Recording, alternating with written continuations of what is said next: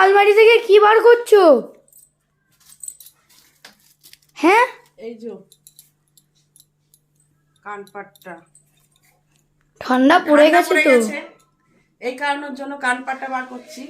এখন মাথার রুমালগুলো দেখতে পাচ্ছি না। কত শাড়ি গো।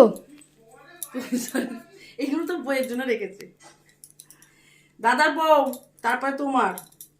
তো গাইস দেখো, আজকে বিকালবেলা বাবাকে দেখতে যাবো। বিকালবেলা না, দুটোর সময় করে বেরোবো বাবাকে দেখতে। তো সেই কারণের জন্য ঠান্ডা পড়ে গেছে, যেহেতু আমাকে তো রুমালটা বাঁধতেই হবে, তাই না? আর ওই জন্য বার করতে এলাম, রুমালটা পাইনি, কানপাট্টাগুলো পেলাম, কানপাট্টাগুলো বের করে ফেললাম। আর এই আলমারির মধ্যে অনেক আর এইটা কি? এইটা ওটা হচ্ছে, আর এই আলমারির মধ্যে অমূল্য রত্ন আছে। সেটা কি বলতো? আরশোলা। এই আলমারি খুলে কোনো কাজ করা যায় না, কারণ আরশোলা ঢুকে মানে তার 12টা বাজে দেয়। একে তো ভেতরে রয়েছে, আবার নতুন করে উৎপত্তি হচ্ছে, বুঝতে পারছো? তো গাইস চলো, বলেই দিলাম। আর মানে আলমারি সম্বন্ধে, আলমারির মধ্যে অমূল্য রত্ন আছে, আরশোলা। তোমাদের কারোর আলমারির মধ্যে আরশোলা আছে? আমাদের আলমারির মধ্যে আছে। তো টাটা, চলো।